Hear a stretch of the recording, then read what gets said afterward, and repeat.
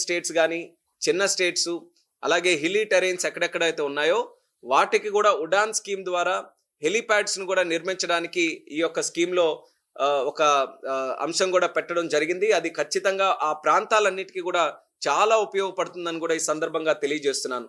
తద్వారా రాష్ట్రం, దేశంలో ఏ మారుమూల ప్రాంతం ఉన్నా సరే వాళ్ళకి అత్యంత సమీపంలోనే ఒక హెలిప్యాడ్ కానీ, ఎయిర్పోర్ట్ కానీ, ఎయిర్ ట్రావెల్కి కన్వీనియంట్గా ఉండే విధంగా ఈ ఇన్ఫ్రాస్ట్రక్చర్ అక్కడ ఎస్టాబ్లిష్ చేయాలనేది కేంద్ర ప్రభుత్వం తాలూకు ఆలోచన.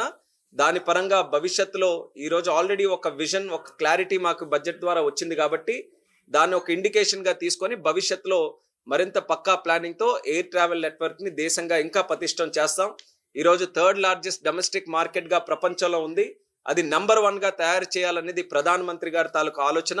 దాని వైపు ఈరోజు వచ్చినటువంటి బడ్జెట్ కూడా ఎంతో బలాన్ని, ఆ అంశాన్ని మనం చేరుకోవడానికి ఈరోజు ఇస్తుంది. కాబట్టి సివిల్ ఏవియేషన్ తరపున ప్రత్యేకమైనటువంటి అభినందనలు ఆర్థిక శాఖ మంత్రి గారు కూడా ఈరోజు స్పష్టంగా తెలియజేసుకుంటున్నాం. అలాగే మీరు చూస్తే బడ్జెట్ ద్వారా గతంలో కూడా ప్రవేశపెట్టిన ఎలక్షన్లు అయిన వెంటనే వచ్చిన బడ్జెట్లో మనకి పోలవరం గురించి ప్రస్తావించి నిధులు కేటాయించారు.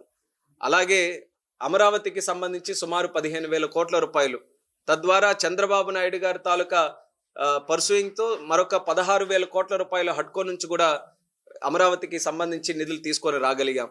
స్టీల్ ప్లాంట్ తాలూకా ఇష్యూ అసలు ఇంపాసిబుల్ టాస్క్ అనుకున్నారు అందరూ కూడా.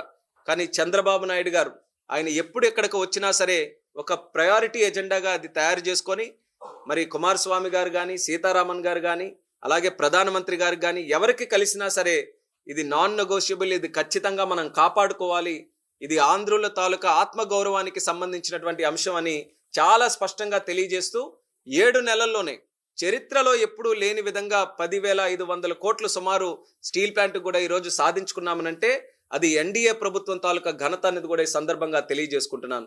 అలాంటి అంశాల్లో కొప్పర్తి ఓర్వకల్ తాలూకా నోట్స్, దానికి కూడా సుమారు 5,000 కోట్ల రూపాయలు.